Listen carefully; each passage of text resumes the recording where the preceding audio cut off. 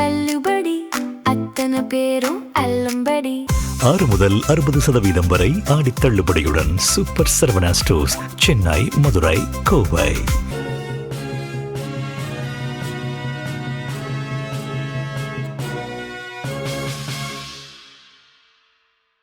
வணக்கம். ஜெம் செய்திகளுக்காக நான் உங்கள் குணா. இந்திய நேரப்படி இரவு 8:30 மணி செய்திகள். முதலில் ஜெம் தலைப்பு செய்திகளை காணலாம். டாஸ்மாக் வழக்கு தொடர்பாக செந்தில் பாலாஜி முன்ஜாமீன் கோரி உச்சநீதிமன்றத்தில் மேல்முறையீடு மனு தாக்கல். அதிமுகவுடனான கூட்டணி முறிந்துவிட்டதாக பூவை ஜெகன்மூர்த்தி அறிவிப்பு. தமிழகத்தில் அடுத்த 5 நாட்களுக்கு மழை பெய்யக்கூடும், சென்னை வானிலை ஆய்வு மையம் தகவல். இனி விரிவான செய்திகளை காணலாம்.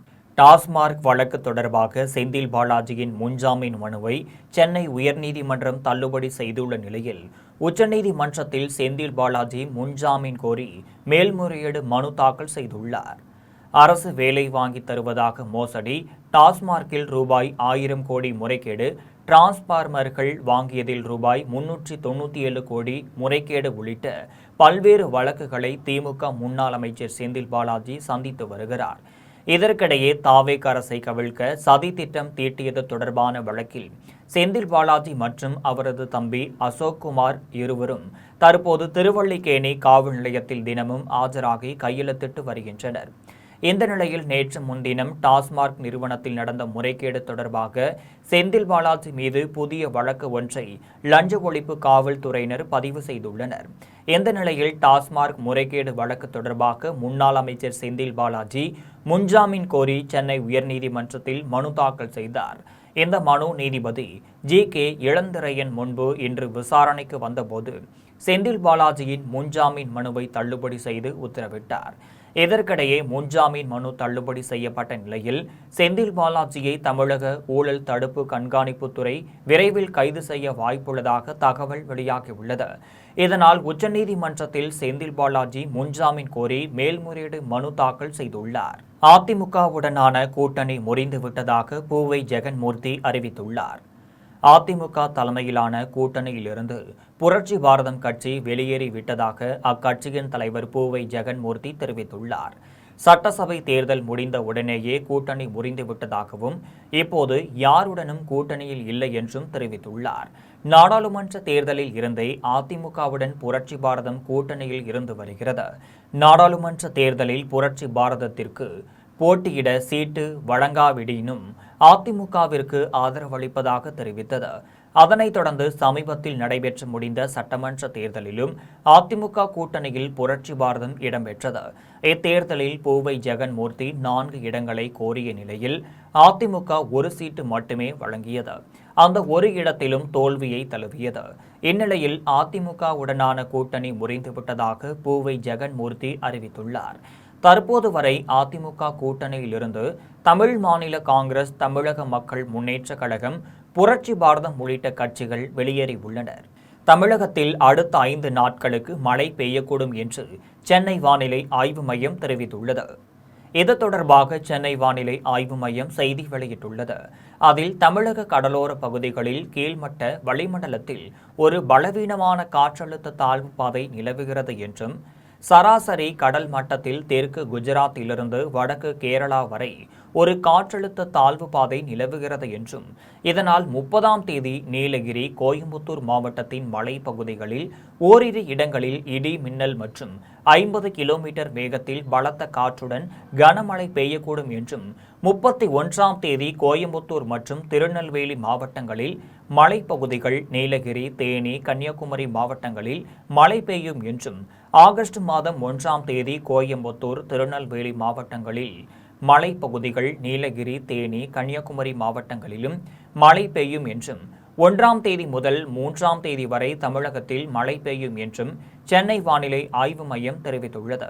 பத்திரிகையாளர்களை தாக்கிய தமிழக வெற்றிக் கழகத்தின் சோளிங்கர் தொகுதி சட்டமன்ற உறுப்பினர் கபிலை கைது செய்ய வேண்டும் என வலியுறுத்தி சென்னை பத்திரிகையாளர் மன்றத்தில் பத்திரிகையாளர்கள் மற்றும் ஊடகவியலாளர்கள் கண்டன ஆர்ப்பாட்டத்தில் ஈடுபட்டனர்.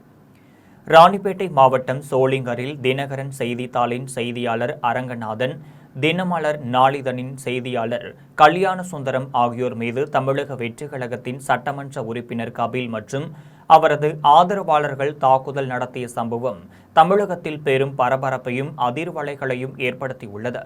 இந்த நிலையில் பத்திரிகையாளர்கள் மீது நடத்திய தாக்குதலை கண்டித்து சென்னை பத்திரிகையாளர் மன்றத்தின் சார்பில் மாபெரும் கண்டன ஆர்ப்பாட்டம் நடைபெற்றது. ஆர்ப்பாட்டத்தில் பத்திரிகையாளர்கள் மற்றும் ஊடகவியலாளர்கள் திரளாக கலந்து கொண்டு பத்திரிகையாளர் மீது தாக்குதல் நடத்திய தமிழக வெற்றிக் கழகத்தின் சோளிங்கர் தொகுதி சட்டமன்ற உறுப்பினர் கபிலை கண்டிக்கிறோம் என கண்டன கோஷங்கள் எழுப்பினர். அப்போது சட்டமன்ற உறுப்பினர் கபிலை கைது செய்ய வேண்டும் என வலியுறுத்தினர். ஆர்ப்பாட்டத்தில் பங்கேற்ற மூத்த பத்திரிகையாளர் குமரேசன் பேசினார். அப்போது முதலமைச்சர் ஜோசப் விஜய் திரைப்படத்தில் கூறும்போது தப்பு செய்த இடத்தில் நடவடிக்கை எடுக்கப்படும் என்று தெரிவித்தார். ஆனால் பத்திரிகையாளர்கள் தாக்கிய போது அவர் எந்த நடவடிக்கையும் எடுக்கவில்லை என்று தெரிவித்தார்.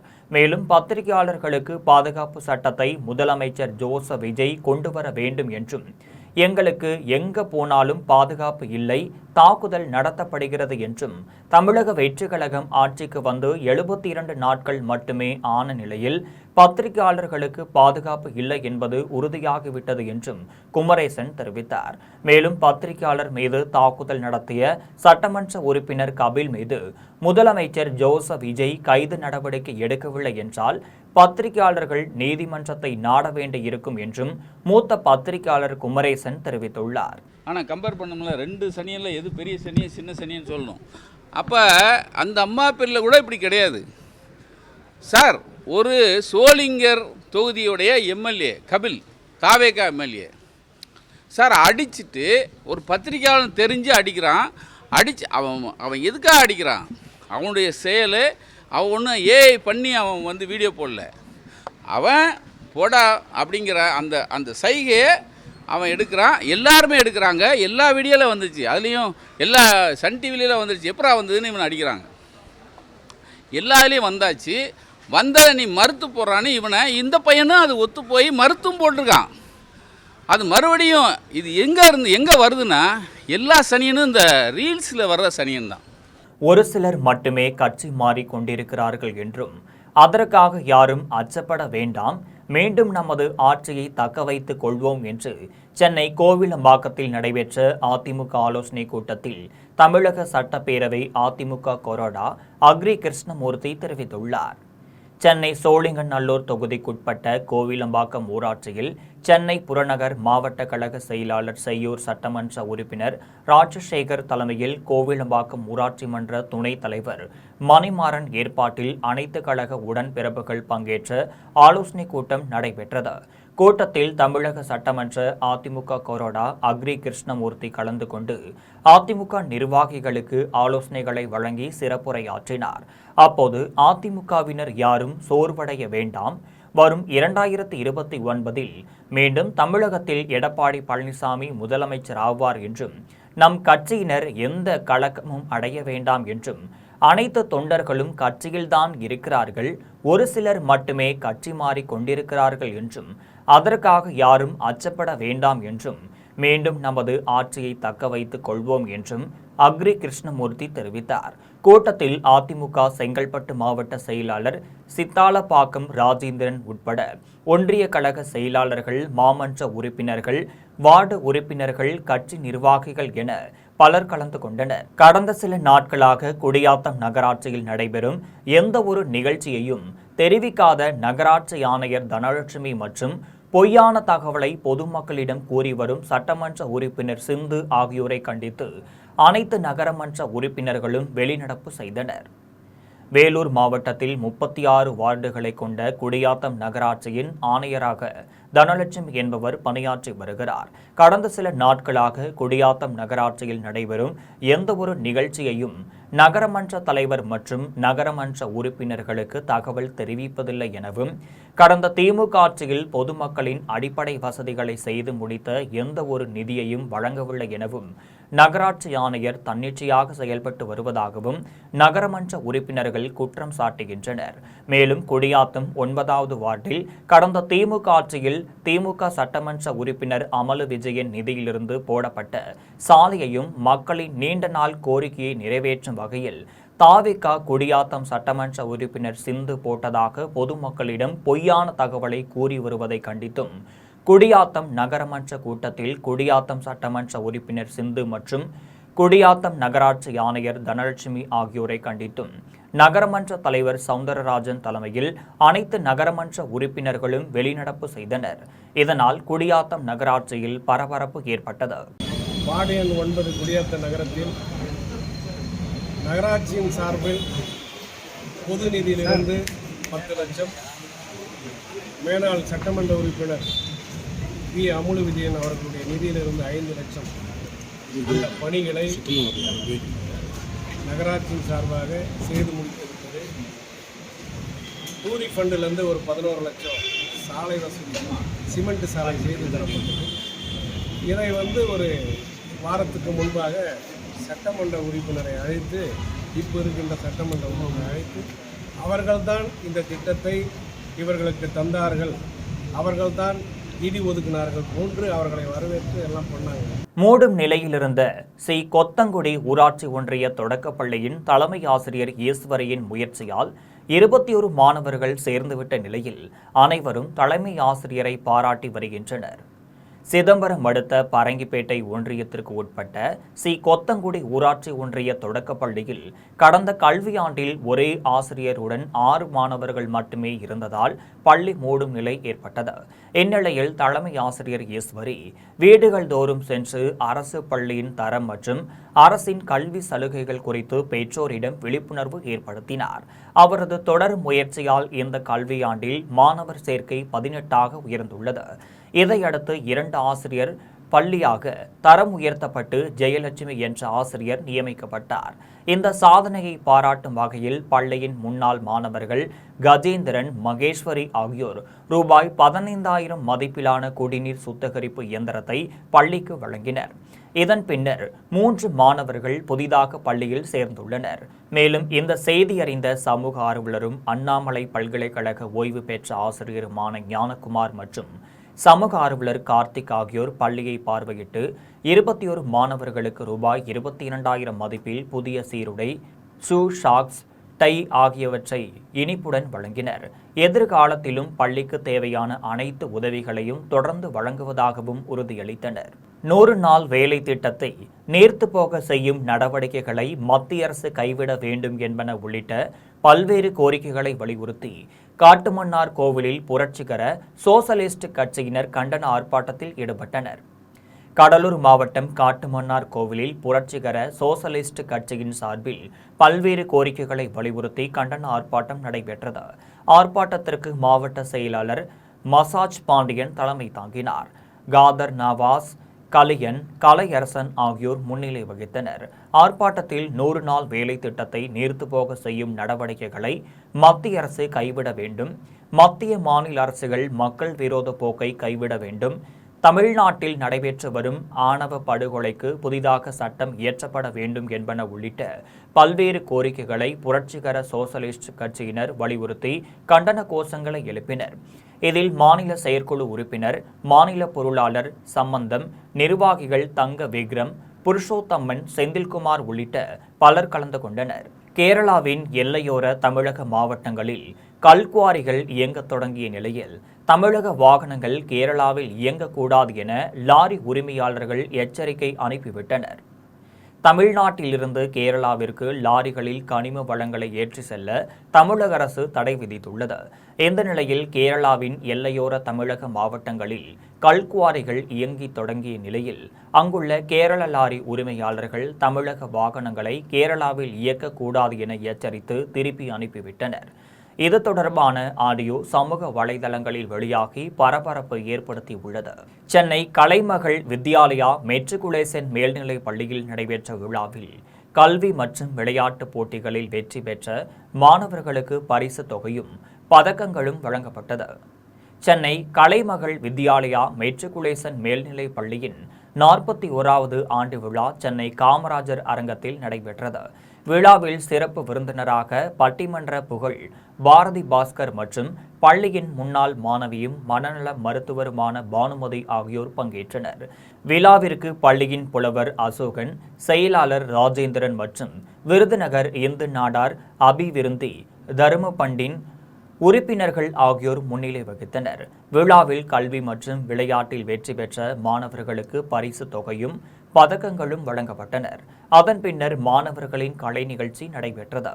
விழாவில் பேசிய பாரதி பாஸ்கர், மாணவர்களின் ஒழுக்கங்கள் வீட்டிலிருந்து ஆரம்பிக்க வேண்டும் என்றும் மதிப்பெண்ணுடன் சிறந்த மனநலம் உடையவர்களாகவும் தாய் தந்தை குரு என்ற முக்கோணத்தில் மாணவர்கள் வளர்க்கப்பட வேண்டும் என்று பாரதி பாஸ்கர் தெரிவித்தார். திருவோணம் அடுத்த சின்ன அம்மன்குடி லட்சுமிபுர பகுதியில் வீட்டில் ஏற்பட்ட தீயை அணைக்க முயன்றபோது சிலிண்டர் வெடித்த விபத்தில் 10 பேர் காயமடைந்து தஞ்சை அரசு மருத்துவமனையில் அனுமதிக்கப்பட்டுள்ளனர். தஞ்சாவூர் மாவட்டம் திருவோணம் அடுத்த சின்ன அம்மன்குடி லட்சுமிபுரம் பகுதியில் விவசாயி முருகையன் என்பவர் மனைவி செல்வி, மகள் அபிநயா ஆகியோருடன் வசித்து வருகிறார். இந்நிலையில் வீட்டின் முன்பகுதியில் இருந்த கீற்று கொட்டகையில் தீ பிடித்து எரிய தொடங்கியதும் முருகையன் குடும்பத்தினர் அலறியடித்தனர். இவர்களின் அலறல் சத்தம் கேட்டு அக்கம் பக்கத்தினர் ஓடி வந்து தீயை அணைக்க போராடினர். இருப்பினும் எரிந்த கீற்று கொட்டகையில் சமையலுக்காக வைக்கப்பட்டிருந்த சிலிண்டர் வெடித்து சிதறியதில் முருகையன் மனைவி செல்வி, மகள் அபிநயா மற்றும் தீயை அணைக்க முயன்ற காசிநாதன், ராஜசேகர், பழனிவேல், வேம்பையன், கலையரசி, புவனேஸ்வரன், செல்வராஜ், காளியம்மாள் உள்ளிட்டோர் காயமடைந்தனர். இதையடுத்து தகவல் அறிந்த கரம்பக்குடி தீயணைப்பு நிலைய வீரர்கள் சம்பவ இடத்திற்கு வந்து காயமடைந்தவர்களை மீட்டு பட்டுக்கோட்டை அரசு மருத்துவமனையில் 3 பேரையும், தஞ்சாவூர் மருத்துவக் கல்லூரி மருத்துவமனையில் 7 பேரையும் தீவிர சிகிச்சை பிரிவில் சேர்க்கப்பட்டுள்ளனர். விபத்து குறித்து திருவோணம் காவல்துறையினர் வழக்கு பதிவு செய்து தீவிர விசாரணை நடத்தி வருகின்றனர். 2 மணி யாருக்குமே தெரியாது சார். எரிஞ்சல் எல்லாம் தூங்கிட்டு தான் சார் இருந்தோம். 2 மணிக்கு எரிஞ்சோன்னு யாரும் தெரியல சார். யாரோ பக்கத்து வீட்டுக்காரவங்க வந்து கதவை தட்டி சொன்னாங்க சார். இந்த மாதிரி எரிஞ்சுக்கிட்டு இருக்கு, எல்லாம் ஓடிருங்கன்னு தான் சார் சொன்னாங்க. ஆனால் சிலிண்டர் வெடிக்க போதுன்னு யாரும் சொல்லலை சார். நாங்கள் ஒளிஞ்சதுக்கு அப்புறம் தானே சார் எங்களுக்கு தெரியும். எல்லாம் அணைக்க போனவங்க போவாங்க சார். 7 பேர் கிடக்காங்க சார். கீழே கூரை வீட்டுக்குள்ளே தான் சார் இருந்துச்சு. கூரை சமைக்கிறதுக்காட்டி கொட்டாய் போட்டிருந்தாங்க சார். அதுக்குள்ளே தான் சார் இருந்துச்சு. அது எரியவும் தான் சார் எல்லாம் அணைக்க போனாங்க. பக்கத்து வீட்டில் உள்ள ஆம்பளை எல்லாருமே வந்துட்டாங்க சார். ஒரே இடத்துல இன்னும் வெடிச்சு போயிட்டு சார் எல்லாம். தென்காசி மாவட்டம் மேக்கரை அடவி நபினார் கோவில் நீர்த்தேக்கத்திலிருந்து கார் பருவ சாகுபடிக்காக மாவட்ட ஆட்சியர் ரஞ்சித் சிங் தண்ணீரை திறந்து வைத்தார். தென்காசி மாவட்டம் மேக்கரை பகுதியில் 132 அடி கொள்ளளவு கொண்ட அடவி நயினார் கோவில் நீர்த்தேக்கம் அமைந்துள்ளது. இந்த அணையின் மூலம் நேரடியாகவும் மறைமுகமாகவும் 7500 ஏக்கர் விளைநிலங்கள் பயன்பெறுகின்றனர். தற்போது மேற்கு தொடர்ச்சி மலை பகுதியில் பெய்து வரும் தென்மேற்கு பருவமழையினால் அணையில் 83 கன அடி தண்ணீர் இருப்பு உள்ளது. தற்போது இப்பகுதியில் கார் பருவ சாகுபடிக்கான ஆயத்த பணிகள் நடைபெற்று வருவதால் அணையிலிருந்து தண்ணீர் திறக்க வேண்டும் என விவசாயிகள் கோரிக்கை விடுத்தனர். இந்த நிலையில் தமிழக முதலமைச்சர் ஜோசப் விஜய் உத்தரவின் பேரில் அடவி நயினார் கோவில் பாசன திட்டத்தின் கீழ் மேட்டுக்கால், கரிசல்கால், பன்புளிக்கால், வல்லாக்குளம் கால், இளத்தூர் கால், நயினார்கரம் கால், விளவங்காடு கால், கப்பளிக்கால் மற்றும் சாம்பவர் வடகரை கால் ஆகிய கால்வாய்களின் மூலம் 2147 ஏக்கர் விளைநிலங்களுக்கு இன்றிலிருந்து 95 நாட்களுக்கு வினாடிக்கு 60 கன அடி வீதம் தண்ணீரை மாவட்ட ஆட்சியர் ரஞ்சித் சிங் திறந்து வைத்தார். அப்போது நீரை சிக்கனமாக பயன்படுத்த வேண்டும் என விவசாயிகளை கேட்டுக்கொண்டார். கும்மிடிப்பூண்டி அருகே ஈச்சர் வாகனத்தில் கடத்தி வரப்பட்ட 21 கிலோ கஞ்சாவை காவல்துறையினர் பறிமுதல் செய்து 2 பேரை கைது செய்தனர். திருவள்ளூர் மாவட்டத்தில் போதைப் பொருள் நடமாட்டத்தை தடுக்க காவல்துறையினர் தீவிர வாகன தணிக்கையில் ஈடுபட்டு வருகின்றனர். இந்த நிலையில் இன்று கும்மிடிப்பூண்டி அடுத்த பல்லவாடா அருகே காவல்துறையினர் வாகன தணிக்கை செய்து கொண்டிருந்தனர். அப்போது சந்தேகத்திற்கு இடமான முறையில் வந்த ஈச்சர் வாகனத்தை நிறுத்தி சோதனை செய்தனர். அதில் மறைத்து வைக்கப்பட்டிருந்த பாலித்தீன் பைகளில் 21 கிலோ கஞ்சா இருப்பது தெரியவந்தது. அதிர்ச்சியடைந்த காவல்துறையினர் உடனடியாக வாகனத்தில் இருந்த 2 நபர்களையும் பிடித்து விசாரணை நடத்தினர். விசாரணையில் சேலம் பகுதியைச் சேர்ந்த பூபாலன், முருகன் என்பது தெரியவந்தது. இதையடுத்து இருவரையும் கைது செய்து 21 கிலோ கஞ்சாவை பறிமுதல் செய்தனர். குடியாத்தம் மற்றும் பேரணம்பட்டு நகராட்சிக்கு ரூபாய் 40 லட்சம் மதிப்பீட்டில் பேட்டரியால் இயங்கும் குப்பை அள்ளும் மினி ஆட்டோக்களை கைத்தறி துணிநூல்துறை அமைச்சர் விஜய் பாலாஜி வழங்கினார். வேலூர் மாவட்டம் குடியாத்தம் மற்றும் பேரணம்பட்டு நகராட்சிக்கு ரூபாய் 40 லட்சம் மதிப்பீட்டில் தனியார் நிறுவனத்தின் சார்பில் பேட்டரியால் இயங்கும் குப்பைகள் அள்ளும் மினி ஆட்டோ வழங்கும் நிகழ்ச்சி குடியாத்தம் நகராட்சி அலுவலகத்தில் நடைபெற்றது. நிகழ்ச்சியில் கைத்தறி துணிநூல்துறை அமைச்சர் விஜய் பாலாஜி கலந்து கொண்டு குப்பை அள்ளும் ஆட்டோக்களை கொடியசைத்து தொடங்கி வைத்தார். குடியாத்தம் நகராட்சிக்கு 15 ஆட்டோக்களும் பேரணம்பட்டு நகராட்சிக்கு 5 ஆட்டோக்களும் வழங்கப்பட்டது. நிகழ்ச்சியில் மாவட்ட ஆட்சியர் லீலா அலெக்ஸ், சட்டப்பேரவை உறுப்பினர் சிந்து அழகப்பன், நகராட்சி தலைவர் சவுந்தரராஜன், ஆணையாளர் தனலட்சுமி உட்பட பலர் கலந்து கொண்டனர். முன்னதாக நகராட்சிக்கு வருகை தந்த அமைச்சர் விஜய் பாலாஜிக்கு நகராட்சி தலைவர் சவுந்தரராஜன் சால்வை அணிவித்து வரவேற்றார். கொச்சி தனுஷ்கோடி தேசிய நெடுஞ்சாலையில் கனமழையின் காரணமாக திடீர் நிலச்சரிவு ஏற்பட்டதால் சாலை போக்குவரத்து முடங்கியுள்ளது. கேரள மாநிலம் கொச்சியிலிருந்து தனுஷ்கோடிக்கு செல்லும் தேசிய நெடுஞ்சாலையில் இடுக்கி மாவட்டத்தின் மலையோர பகுதியில் சிறிய அளவில் அவ்வப்போது நிலச்சரிவுகள் ஏற்படுவது வழக்கம். இந்த நிலையில் இடுக்கி மாவட்டம் அடிமாலி அருகே சியாப்பாறை பகுதியில் திடீரென நிலச்சரிவு ஏற்பட்டதுடன் மண் மற்றும் மரங்கள் வேரோடு சாலையில் சரிந்து விழுந்தது. இதையடுத்து முக்கிய சாலையான அடிமாலை கொச்சி சாலையில் போக்குவரத்து முற்றிலுமாக துண்டிக்கப்பட்டது. கடந்த சில தினங்களுக்கு முன்பு நேரியமங்கலம் பகுதியில் நிலச்சரிவு ஏற்பட்டிருந்த நிலையில் சியாபாறை பகுதியில் பெய்த கனமழையின் காரணமாக நிலச்சரிவு ஏற்பட்டதால் வாகன ஓட்டிகள் பெரும் சிரமத்தை சந்தித்தனர். இதனையடுத்து தீயணைப்பு மீட்பு படையினர் மற்றும் நெடுஞ்சாலைத்துறையினர் சாலையில் விழுந்த மண் மற்றும் மரங்களை அகற்றி போக்குவரத்தை சீர் செய்யும் பணியில் ஈடுபட்டு வருகின்றனர். வேளாம்பூண்டியில் மின் மோட்டார் காப்பர் ஒயர் திருடிய 2 பேரை காவல்துறையினர் கைது செய்து தாராபுரம் நீதிமன்றத்தில் ஆஜர்படுத்தி சிறையில் அடைத்தனர். திருப்பூர் மாவட்டம் வேளாம்பூண்டி ஊராட்சிக்குட்பட்ட சீதாப்பட்டி துர்க்கையம்மன் கோவில் அருகே பொதுமக்களின் குடிநீர் தேவைக்காக பயன்படுத்தப்பட்டு வரும் ஊராட்சிக்கு சொந்தமான ஆழ்துளை கிணற்றில் மின் மோட்டாருக்கு மின்சாரம் வழங்க 30 மீட்டர் நீளமுள்ள காப்பர் கேபிள் பொருத்தப்பட்டிருந்தது. இந்த நிலையில் மர்ம நபர்கள் மின் மோட்டாரின் காப்பர் ஒயரை வெட்டி எடுத்து செல்ல முயன்றனர்.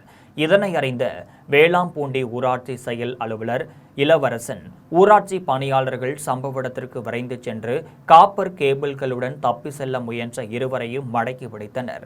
அதன் பின்னர் அவர்களிடம் நடத்திய விசாரணையில் கரூர் மாவட்டம் கடம்பங்குறிச்சி பகுதியைச் சேர்ந்த அர்ஜுனன், தாராபுரம் வட்டம் பெருமாள் வலசு பகுதியைச் சேர்ந்த ஜான்சன் என்பது தெரியவந்தது. அதன் பின்னர் அவர்களிடம் இருந்த காப்பர் ஒயர்களை பறிமுதல் செய்தனர். இதையடுத்து ஊராட்சி செயல் அலுவலர் இளவரசன் மூலனூர் காவல் நிலையத்தில் அளித்த புகாரின் பேரில் சம்பவ இடத்திற்கு சென்ற காவல்துறையினர் இருவரையும் காவல் நிலையத்திற்கு அழைத்து சென்று வழக்கு பதிவு செய்து தாராபுரம் நீதிமன்றத்தில் ஆஜர்படுத்தி சிறையில் அடைத்தனர்.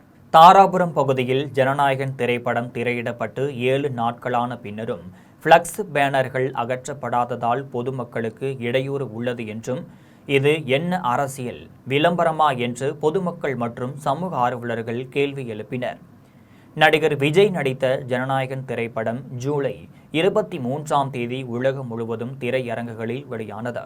இத்திரைப்படம் திருப்பூர் மாவட்டம் தாராபுரத்தில் உள்ள ஸ்ரீ சக்தி சினிமாஸ் உள்ளிட்ட திரையரங்குகளிலும் திரைப்படம் திரையிடப்பட்டது. ஜனநாயகன் திரைப்படம் வெளியீட்டை முன்னிட்டு தமிழக வெற்றிக் கழக நிர்வாகிகள் நகரின் பல்வேறு பகுதிகளில் பிரம்மாண்டமான பிளக்ஸ் பேனர்களை அமைத்துள்ளனர். அதன்படி தாராபுரம் பெரிய கடை வீதியில் உள்ள பேருந்து பயணியர் நிழற்கூடையின் முன்பாக வைக்கப்பட்டுள்ள மிகப்பெரிய பிளக்ஸ் பேனரால் பேருந்து வருவதை பயணிகள் நேரடியாக பார்க்க முடியாத சூழலை உருவாக்கியுள்ளதாகவும், பேருந்து எப்போது வருகிறது என்பதை அறிய பயணிகள் பேனரின் முன்பாக சென்று பார்க்க வேண்டிய நிலை ஏற்பட்டுள்ளதாகவும் பயணிகள் வேதனை தெரிவிக்கின்றனர். மேலும் பெரிய கடை வீதியில் உள்ள காய்கறி மார்க்கெட்டிற்கு செல்லும் முக்கிய சந்திப்பு, உடுமலை சிக்னலில் இருந்து தாராபுரம் பேருந்து நிலையம் செல்லும் சாலை, அண்ணா சிலை காவல் நிலைய குடியிருப்பு பகுதி, சட்டமன்ற உறுப்பினர் அலுவலகம் செல்லும் சீதா நகர் உள்ளிட்ட அதிக போக்குவரத்து நிறைந்த இடங்களிலும் பிளக்ஸ் பேனர்கள் வைக்கப்பட்டுள்ளனர். இந்த பேனர்கள் பொதுமக்களின் இயல்பு வாழ்க்கைக்கு இடையூறாக உள்ளதாக தாராபுரம் பகுதி மக்கள் மற்றும் சமூக ஆர்வலர்கள் குற்றம் சாட்டுகின்றனர். மேலும் இந்த பேனர்களை அகற்ற சம்பந்தப்பட்ட அதிகாரிகள் நடவடிக்கை எடுக்க வேண்டும் என பொதுமக்கள் கோரிக்கை விடுத்தனர். போலூர் பாக்மார்பேட்டை பகுதியில் அமைந்துள்ள ஸ்ரீ அஷ்டபூஜை காளியம்மன் ஆலயத்தில் 5ஆம் ஆண்டு ஆடி மாத கூழ்வார்க்கும் திருவிழா நடைபெற்றது. திருவண்ணாமலை மாவட்டம் போலூர் பாக்மார்பேட்டையில் அமைந்துள்ள ஸ்ரீ அஷ்டபூஜை காளியம்மன் பீடத்தில் ஸ்ரீ கங்கம்மா சுவாமிகள் ஆச்சாரியார் முன்னிலையில் 5ஆம் ஆண்டு கூழ்வார்க்கும் திருவிழா நடைபெற்றது. விழாவில் முன்னதாக அங்காளம்மனுக்கு காலையில் பால், சந்தனம், மஞ்சள் உள்ளிட்ட திரவிய பொருட்களால் சிறப்பு அபிஷேகம் செய்யப்பட்டு வண்ண மலர்களால் அலங்கரிக்கப்பட்டு பௌர்ணமி சிறப்பு பூஜை நடைபெற்றது. அதனைத் தொடர்ந்து கூழ்வார்க்கும் நிகழ்ச்சி நடைபெற்றது. இரவு 7 மணிக்கு பம்பை உடுக்கை மேளதாள வாத்தியங்களுடன் கும்பப்படையில் நடைபெற்றது. பௌர்ணமி பூஜையில் அங்காள பரமேஸ்வரி அம்மன் சிலையை சுற்றி பக்தர்கள் மற்றும் பொதுமக்கள் தீச்சட்டி ஏந்தி வலம் வந்து நேர்த்திக்கடன் செலுத்தினர். மீண்டும் தலைப்புச் செய்திகள். டாஸ்மாக் வழக்கு தொடர்பாக செந்தில் பாலாஜி முன்ஜாமீன் கோரி உச்சநீதிமன்றத்தில் மேல்முறையீடு மனு தாக்கல். அதிமுகவுடனான கூட்டணி முறிந்துவிட்டதாக பூவை ஜெகன்மூர்த்தி அறிவிப்பு. தமிழகத்தில் அடுத்த 5 நாட்களுக்கு மழை பெய்யக்கூடும். சென்னை வானிலை ஆய்வு மையம் தகவல். இத்துடன் செய்திகள் நிறைவடைகின்றன. மீண்டும் செய்திகள் இரவு 12 மணிக்கு. உடனுக்குடன் செய்திகளை காண gemlive.tv என்ற இணையதளத்தில் இணைந்திருங்கள். நன்றி, வணக்கம்.